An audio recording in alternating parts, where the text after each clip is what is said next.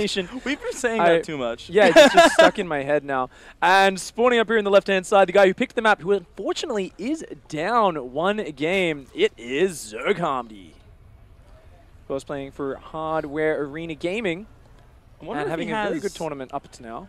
I wonder if he has any siblings called Terran Hamdi and Protoss Hamdi. Maybe. You never know.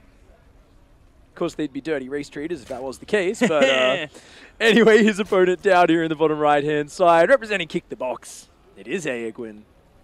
Of course, both players are representing Turkey in the tournament. It is a nation kill, unfortunately. And looks like Aegwynn there, opening up with a very fast pull first. Both players actually going for that. That's pretty much the standard because the rush distance is just so fast on this map. I'm kind of surprised that neither of them is opting for a drone scout because they've both shown a tendency to do that. So it does surprise me a little bit that this map they wouldn't go for a drone scout. It's very, very common on this map. Well, the Overlord does reach your opponent's base in like 6 seconds. That's so true. It's kind of, it's a little bit unnecessary. Both players just going to be going for a hatchery after that pool. So yeah, this is exactly what we normally see. And because the rush distance, if we could have a shot kind of panning between these two natural expansions. So if you throw a pebble, and then you pick it up and throw it again, you're at your opponent's base. That's the distance you have here. Like, it's such a tiny distance. Queens can walk through there so quickly. Slow Zerglings can get across, and it's also a relatively cramped corridor, which means Zergling speed doesn't really give you a lot of maneuverability. So that is why a lot of the time we do see slow Zerglings, but in this case, both players opening up with that gas. So no doubt going to be heading towards Roaches reasonably early and just getting into that very solid defensive force, and we'll have to wait and see who chooses to attack first. Yeah, what I'm also interested to see is if either of them opts for just getting a couple Roaches or a Ravager or so and putting it just back here, behind the gold minerals of your opponent, because you can really disrupt the mining and maybe even kill a couple of units there, a couple of drones, with just a couple of units behind there. And that's one of the reasons why in the other matchups you generally don't see people expanding to the gold base super quickly. A couple of Lings going to be popping on in here for Zerghamdi to try to see what they can see. Just going to poke a little bit at that natural before coming on in here. And a giant drone transfer down to the natural. That's actually oversaturation. That's all right. 12 workers. It'll be 13, I think, isn't it? Yeah, it's okay. It is 13. Yeah, that's all right. Really wants those gold minerals as much as possible. On the other side of things, how many has Aegwynn sent down? He's sent down a lot as well. So both players really prioritizing those gold minerals. And we do see the Roach Warren already on the way here for Aegwynn. Aegwynn playing really light on those slow Zerglings, whereas you see Zerghamdi here, he's kind of appreciating the threat. He's building 8 Zerglings, and now we do see 10 slow Zerglings for Aegwynn as well. So both players really just skipping Zergling speed. They're getting a few slow Zerglings for safety, and then straight on up into Roaches. Yeah, this is going to be kind of cool to see how this goes. 10 Zerglings very early on for Aegwynn, as well as so many for Zerghamdi. That seems like a little bit excessive, but now we actually have a delayed metabolic boost starting up for Zerghamdi. Aegwynn going to be able to ward away these slowlings with his own slowlings, and now a whole bunch of Roaches begin, along with a Spine Crawler. So, looks like Aegwynn is going to be in a solid defensive position for now. I really like the focus on Roaches and ignoring Zergling speed. Like, I don't really like Zerghamdi's Ling speed for now, but if the game goes on, that's when Ling speed becomes amazing. Like, if you guys end up on 3 bases, the rocks start going down, Zerglings with speed will have so much maneuverability and counterattack potential. But right now, Aegwynn, he's massing Roaches, but he's building a Spine Crawler. So the thing is, if he's going for an all-in, a Spine really isn't necessary, but he's kind of mixing up his signals here. I'm not sure if he's just going to lift up the Spine and run it across and root it at the gold base of Zerghamdi, but he's not droning at all, so I think he's going to go all in. Yeah, this is going to be kind of interesting. I love that he took down these rocks, because this Roach coming across will not be able to do particularly that much damage against these this drone line. It'll be cleaned up very, very easily with this path now opened.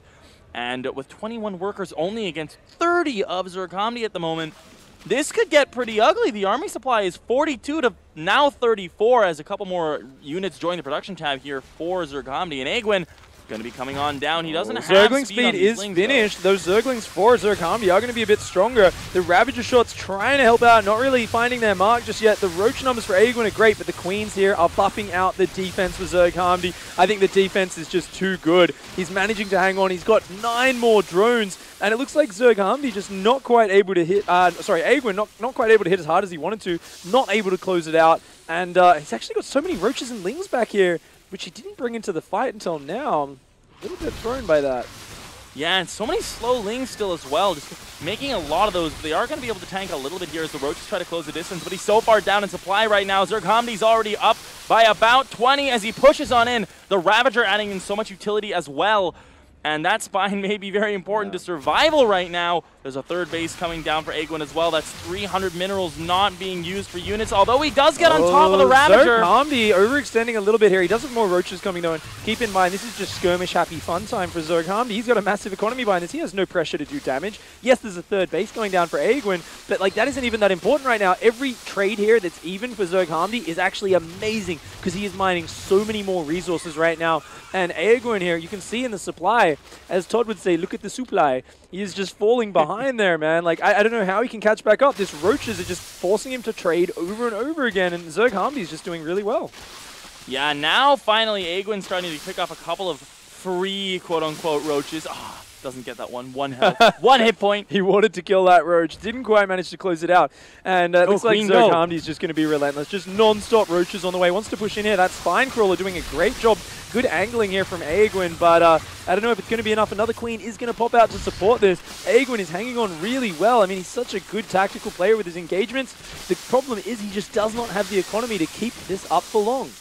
Pulling on back once again, and he doesn't have the gas to morph those injured roaches into Ravagers as well, so that's something that he just doesn't have as an option. More and more roaches popping, though. Supply is still only differing by about 10. He's made a few drones in the midst of all this as well, so he's only down by 3 now, and he has that third. But so if he can hold on. Yeah, Zerghamdi's building Zerglings now. He's actually going to commit a lot. You're right. If Aegwynn can hold on, he'll be in a good spot. But there's just so many units flooding in. These Zerglings are getting over here so quickly. I think it's just a few too many units for Zerghamdi, overwhelming the roaches more and more lings flooding in from behind. And it looks like Aegwynn here is going to be dropping, I think. Just not able to catch it up. Zerghamdi getting out of control. That ball of roaches is looking unstoppable. Yeah, that spine also not really helping all that much in that fight.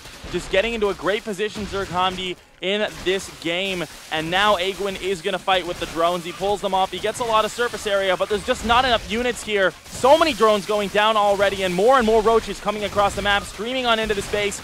Aegwynn is going to be forced to GG on out, and it's going to be a tied-up series as soon as he realizes that this game is over. 80 supply to 30, and a great game here from Zerghamdi. It's a good confidence booster for Zerghamdi here after a shocking Game 1 loss. Does manage to equalize.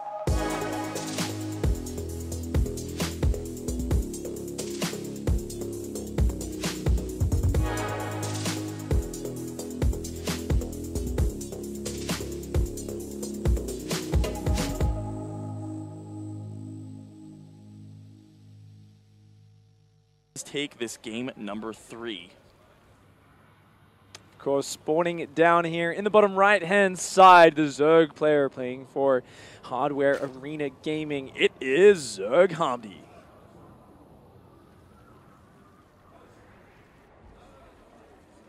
And his opponent spawning in the top left. We've got our blue Zerg player for Kicking the Box Multi-Gaming. It's Aegwynn.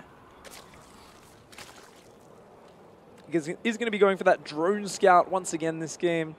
Likes having that little bit of reassurance, safety, as well as the annoyance of blocking his opponent's hatchery.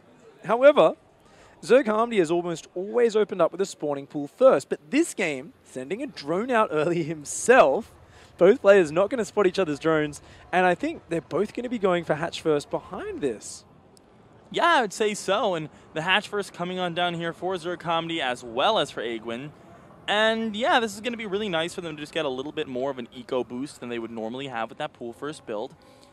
Hatch gas pool coming in for Aegwynn. Looks like Zerghamdi might be going for the more Stefano-esque style of the hatch, then the pool, then the later gas. Yep. Which is going to open up a tiny window where Aegwynn's going to have speed a tiny bit earlier, but 9 times out of 10, that's not really going to have any effect on the game unless they happen to be having a skirmish right when speed finishes, which is very unlikely. Well, he's going to do a little bit of drone harass there, steal a couple of minerals as well. Oh no, just going to keep on shooing the drones off that close patch. It's always so annoying when someone takes the time to do this, so Aegwynn just trying to throw Zerghamdi off his game a little bit, get under his skin, and it's the equivalent of someone kind of tickling you behind the ears or something. It's just someone, you know, there's never any direct damage. It's not like you get hurt by it. It's just annoying. You lose like 20 minerals or something. Doesn't really change your build at all, but it can frustrate a player. So Aegwynn just trying to get whatever edges he can find.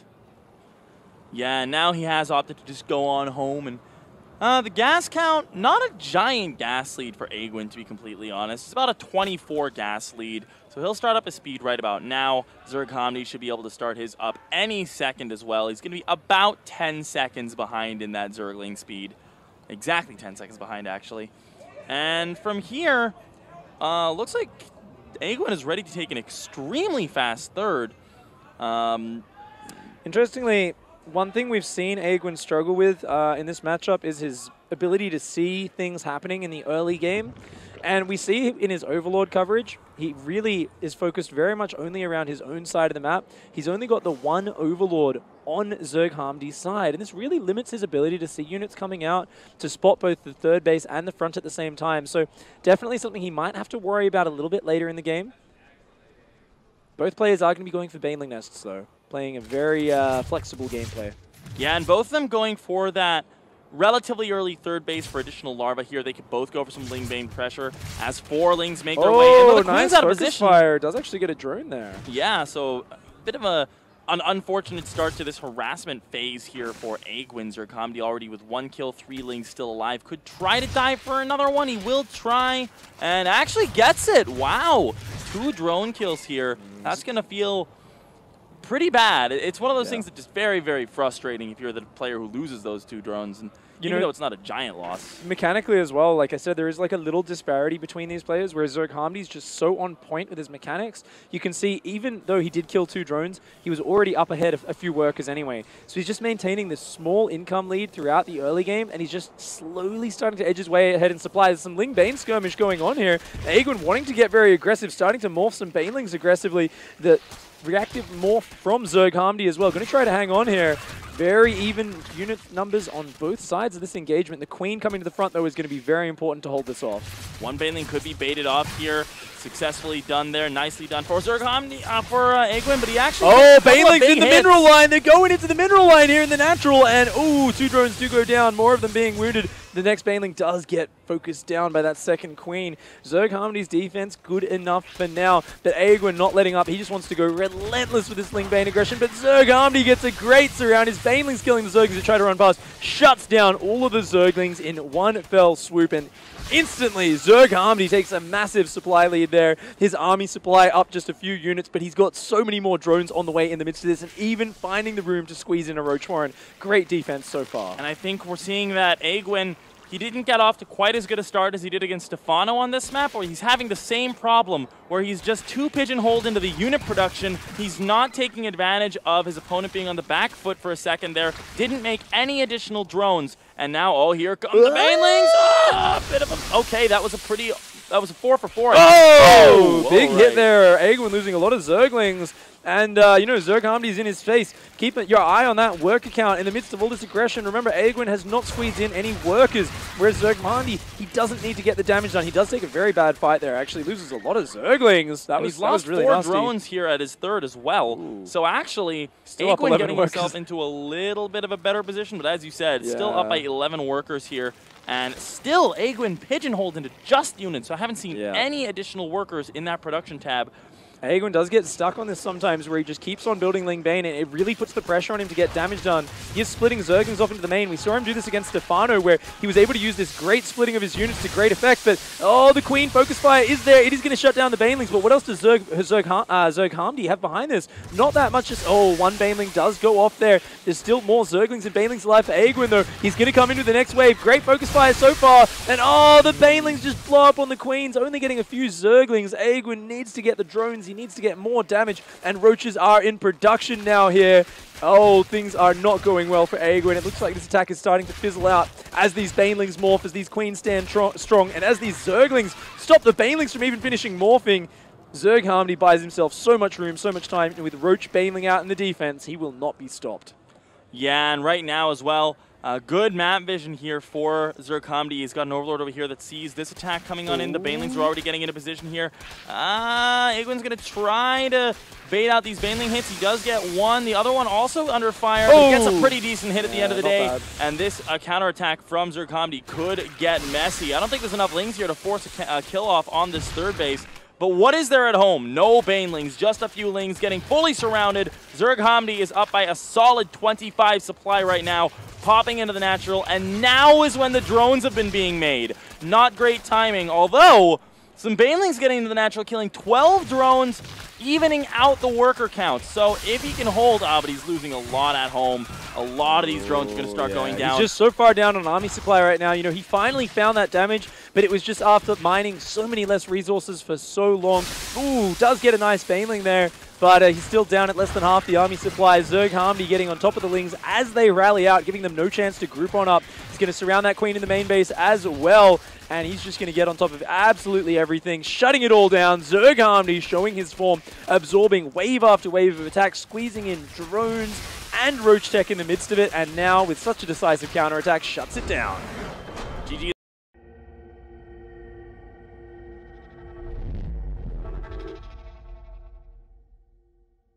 I believe it is, and of course our player up 2 games on match point, 1 win away from going through to the global finals in China. It is Zerghamdi. And this man in the top right already going for an overlord, making you and me very, very happy, people. No 14-14ery out of this man. Let's see if he can bring it back and tie up the series once again. It's our Blue Zerg player from Kicking the Box Multi-Gaming. It's Aegwynn. And that's what you want to see him do, isn't it, Penguin? You want to see him kick over the box's standard builds. Yes. Embrace the coin flips and the craziness in Zerg vs. Zerg. And especially here, it is cross-map. So already opening up with the hatch first against the pool first. You know, this does give Aegwynn a slight edge in the early game. And I love that to start things off. You know, even 3 hatch, even that, I could dig it. Even against pool first, I could dig it. But it looks like he's just going to go hatch gas pool for now. And it will be very interesting to see where he goes from there. Go for the Evo chamber at 26 gas and get melee before speed. Do it! Do it! I don't know if we're watching a Cats game right now, man. But Zerghamdi... Well, he said he watches my stream sometimes, and I do that like every game on Frost. Zerghamdi does go for late gas, so if there was someone you want to take a risk against in the early stage, like it's him. He's not going to punish you with super fast speedlings ever. So Aegwynn is going to just be opening up with that sort of free hatch gas pool. Going to be up about 30-40 gas there. Going to be getting the Zergling speed earlier, no doubt. And that really is important when you're on cross map like this, because the more generic, slow-based Roach-style aggression, it takes forever to get across here, which is why these spawns, it's usually all about the Ling Bane phase, it's all about Mutalisks, it's all about Zergling upgrades, those mobile units. You can still play Roaches, but they're just never going to be as threatening, so your opponent can always kind of get ahead at certain stages of the game if they play it correctly. Very true, and we do have 4 Lings already moving their way across the map here as Zerghamdi is going to try to see what he can do with this. Last time, remember, on Sejong, he did kill 2 drones with the Scout. So hopefully Aegwynn will be more on top of his defense this time around. Baneling Nest coming on down. Aegwynn's Zerglings were on they were on move commands. They actually run right past that and ignore the Zerglings. 4 Zerglings coming in. I think they're going to do some damage, man. You know, here they come on in. The Queen does pop, though, cross map. Queen comes out at a good time. He's just going to have to micro those drones away, and he should be all right. Landing on a gas geyser, probably going to cancel that. And even a second one wouldn't go amiss. And doesn't lose anything. Losing about 12 gas, or 12 minerals, I believe. In total, I think that's pretty defensible. It was 14.6, Penguin. Was it 14.6? You're such a pleb. Are you sure? Yes. It's been a long day, so lame jokes aside, there is a lair on the way for Zerghamdi, an Evo chamber as well. No Roach just yet. Curious, is this going to be some Ling upgrades into Mutas? I think there's a good chance of that. It really does look like a melee into Spire build from what I can tell, unless a Roach goes down in like the next 5 or 10 seconds. Meanwhile, though, Aegwynn going for that 3rd base into an Evo chamber of his own. So I'm liking the setup here for Aegwynn, actually focusing on his droning a little bit more this game, so he should be able to keep parity, maintain that parity with Zerghamdi for a little bit longer into the game. Looks like Zerghamdi is going to go the Roach way of the world, and wow, this is nice. Aegwynn going to pick up a Queen. Won't be able to get the second one. We'll just have to go inside the main base for a bit of a scout. Maybe grab a drone or 2 there as well. Sees the lair. Ooh, actually, no, not going to be able to kill that Queen. It pulls back into the choke point where its flanks are covered by the spawning pool and the hatchery. The Zerglings do go in, get the sympathy prize of a single drone. Not too bad. And here we go. Aegwynn scouts this. He sees at this point, oh, okay, Zerghamdi's Zerglings don't have Zergling speed. He's definitely going those roaches as he saw the roach horn and the Evo in the wall. And Aegwynn himself going to play roaches. Throw out everything I said in my analysis of the map at the start. They're both just going to play roach versus roach. And, I mean, neither player has that much of an advantage in this situation. You know, no one has more mobility than the other. So it should be a relatively even slugfest. We do have Aegwynn going for Carapace, but if they go just solid roach versus roach, that doesn't really mean that much. If you have units that attack faster, such as Hydralisks, Ravagers, Lings, then the Carapace becomes helpful. But in pure roach versus roach, one level of Carapace isn't really going to mean much at all. And we're going to see we do have Carapace start up as well for Zerghamdi, I think, though. Did get the second even, maybe just to stop Zergling run by. I'm not 100% sure. I agree with you there, though. Yeah, like Carapace, it's not all that important for just roach versus roach. The big problem here for Zerghamdi is he doesn't have a third. What does he have going for him? He's like, hey, you don't have a lair, you don't have roach speed. I'm going to have the faster +1 and roach speed. There's going to be a really hard timing attack out of Zerghamdi. But Aegwynn, he sees this. He knows there's no third. He sees all the roaches. As long as he just masses up his own roaches and defends and uses the positioning well, he should be in a good spot. And once he sees that move out, he can even go for a little bit of a run by with these 8 Lings. It's not a ton of units, but it can just distract him, maybe buy some more time. His Overlords are a little bit misplaced, so he doesn't actually know if the roaches are moving out right now. This is what I was talking about. Aegwynn sometimes doesn't quite have that Overlord vision to see exactly what's going on the map, and he does manage to catch one of the roaches reinforcing. He realizes now, okay, you are moving across this map. He's trying to build more Overlords and more roaches back home, and I think he should have enough units to defend, but I mean, he's got 8 more drones. That's a lot of larva and supply that has gone into workers. Here comes the initial poke of Zerghamdi. The spine is done, but +1 against no +1. Okay, +1 is going to finish now for Aegwynn, and we'll see if he can hold this natural expansion, or this third expansion. Yeah, I mean, Aegwynn, he's just caught a little bit slow to get his roaches out here, and I think Zerghamdi's found the sweet spot with his timing attack. He isn't even dropping a third behind it. It's actually completely all in. He needs to do killing damage here, but he seems to be finding it. Just no roach speed anywhere in sight for Aegwynn. It's not going to be finishing for a long time. The spine gets focused down, and Zerghamdi there with a simple, decisive +1 attack. Roach speed timing here. Looks like he's just getting the better of Aegwynn. Yeah, some really nice morphs on the Ravager. Some reinforcing drones as well, you know, because they're always great to bring in. The Zerghamdi, you know, just overwhelming. He is starting to hold. I don't know. He's still up 7 workers, is Aegwynn, but the problem is he just needs to get a critical mass of roaches together. As it is, Zerghamdi is trading so much better. He's already about 800 resources more efficient so far, and he's just getting better and better. The drones are finally being pulled off the line to fight, and this is something he needed. Great drone drill on the roaches. Actually, that's looking really good. It's actually looking very nice right now. The roaches are, looks like they do just shoot through. The +1 attack on those roaches. Zerghamdi just too tight with his timing. The non-stop roach reinforce. Yes, it was an all-in attack. He had no transition behind this, but it worked out splendidly. Overwhelms Aegwynn and manages to crush on through.